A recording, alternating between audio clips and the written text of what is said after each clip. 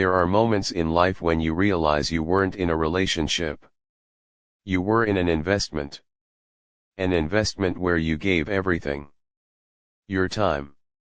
Your money. Your trust. And the other person was simply waiting for the day they no longer needed you. My name is Ryan. And for almost 4 years, I paid for my girlfriend's college education. Tuition. Books. Rent. Food. Gas. Almost everything. I thought I was helping the woman I loved build a future. What I didn't know, was that she was building that future with someone else. And I was just financing it. I met Emily when I was 24. She was 19. We met at a coffee shop where she worked part-time. She was funny. Smart. Beautiful. The kind of person who could make an entire room brighter just by walking into it. At least that's what I thought back then. We started dating after a few weeks. Everything moved quickly. Within 6 months, she told me about her dream. She wanted to become a nurse. The problem was money. Her parents couldn't help. She already had student loans. And she was terrified she would have to drop out. I remember sitting with her in my apartment one night while she cried. She kept saying her life was over. That she'd never finish school. That she'd be stuck working minimum wage jobs forever. And I believed her. I wanted to help. So I did. At first it was small things. Buying textbooks. Helping with groceries. Paying a utility bill here and there. Nothing major. But every semester the costs grew. And somehow I always became the solution. When tuition deadlines came around, I paid. When her car broke down, I paid. When she needed a new laptop, I paid. When rent was due, I paid. I wasn't rich. Not even close. I worked construction. Long hours. 6 days a week. Sometimes 12-hour shifts.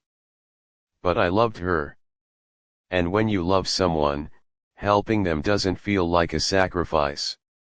It feels like teamwork. At least that's what I believed. For years, Emily constantly thanked me. She called me her hero. Said she'd never forget everything I was doing. She talked about our future. Marriage. Kids. Buying a house. Growing old together. Every time I questioned the money, she'd hold my hand and say, "One day we'll look back and laugh about how hard this was." I believed every word. I was planning an engagement. I was secretly saving for a ring. I genuinely thought she was the woman I would spend the rest of my life with. Then things started changing. It happened slowly. Small changes. The kind that are easy to ignore. She became protective of her phone. Started taking it everywhere. Even to the bathroom. She began working extra study sessions. Group projects. Late night classes. Weekend review meetings. At first it made sense. Nursing school is difficult. I didn't question it. But eventually something felt off.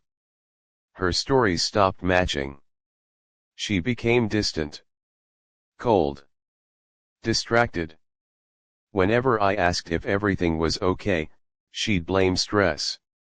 And because I loved her, I accepted the explanation. Again. And again. And again. The truth started revealing itself on a random Thursday night. Emily had fallen asleep on the couch. Her phone buzzed. Normally I never touched her phone. But the notification lit up the screen. And I accidentally saw part of the message. It read, "Miss you already, red heart." My stomach dropped. I told myself there had to be an explanation. Maybe it was a friend. Maybe I misunderstood. But curiosity got the better of me. And for the first time in 4 years, I unlocked her phone. What I found destroyed me. There wasn't just one message. There were hundreds. Months of conversations. Photos. Videos. Plans. Inside jokes. Declarations of love. Not with one guy. With another nursing student named Tyler. They had been together for almost a year. A full year. While I was paying her bills. While I was working overtime. While I was planning a proposal. She was sleeping with someone else. I kept scrolling. And somehow it got worse. Much worse. One message changed everything. Tyler asked, "Does he still pay for everything?" Emily replied, "Of course. Why would I stop him?" Then she added, "Once I graduate, I'm leaving him." I read that sentence at least 20 times. Once I graduate, I'm leaving him. 4 years together. Thousands of dollars. Countless sacrifices. And in her mind, I was temporary. A wallet. A stepping stone. Nothing more. I didn't confront her immediately. I wanted answers. I wanted proof. And honestly, part of me couldn't believe it. Over the next week, I gathered everything. Screenshots. Messages. Photos. Dates. Receipts. Financial records. I calculated how much money I'd spent helping her. The total made me sick. Over $43,000. 43,000. I nearly threw up. Then I started making a plan. Not revenge. Not yet. First I needed to protect myself. I stopped paying anything new. I separated our finances. Changed passwords. Removed access to accounts. Cancelled automatic payments. Quietly. Carefully. Without saying a word. Emily didn't notice. At first. Then tuition season arrived. And reality hit her. One evening she came to my apartment looking panicked. She said her tuition payment hadn't gone through. I acted confused. She asked if I forgot. I simply smiled. And said, "I thought Tyler would handle it." The color disappeared from her face instantly. She knew. Immediately. There was no denying it. No excuses. No lies. She just stared at me. Frozen. Then came the tears. The apologies.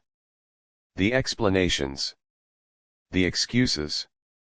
She claimed it was a mistake. She claimed she loved me. She claimed she was confused. She claimed she never meant to hurt me. Funny how people suddenly find the right words when their free ride ends. I listened quietly. Then I pulled out a folder. A thick folder. Filled with screenshots. And placed it on the table. She didn't say another word. Because she knew. It was over. The breakup itself was surprisingly easy. The aftermath wasn't. For weeks I felt humiliated. Used. Embarrassed. I kept replaying everything. Every sacrifice. Every promise. Every lie. Wondering how I missed it. Wondering how long everyone else knew. Wondering if any of it had been real. But life has a funny way of rewarding patience. Because the story wasn't finished. Not even close. A few months later, I heard through mutual friends that Tyler had left her. Apparently he wasn't interested in a serious relationship. The moment graduation approached, he disappeared. Just like that. Emily lost both relationships. And suddenly she started reaching out. Again. And again. And again. Messages. Emails. Calls. Voicemails. She wanted another chance. She wanted forgiveness. She wanted to talk. I ignored every single one. Then came the final twist. About a year later, I ran into one of her former classmates. During conversation, Emily's name came up. And I learned something interesting. Apparently many people in her program knew exactly what she was doing. They knew she had 2 relationships. They knew I was paying her expenses. Some even joked about it. At first that hurt. Then it made me realize something. People like Emily eventually expose themselves. You don't have to destroy them. Their choices do that for you. Today it's been 3 years. I'm doing better than I ever imagined. I bought my own house. Started my own business. And most importantly, I learned something valuable. Love should never require blindness. Helping someone isn't wrong. Supporting someone isn't wrong. Sacrificing for someone isn't wrong. But if you're the only one sacrificing, you're not building a future together. You're funding someone else's. And that's a very expensive lesson to learn. One I paid over $43,000 to understand. But in the end, it was worth every penny. Because losing Emily taught me how much I deserved better. And finding that out changed my life forever.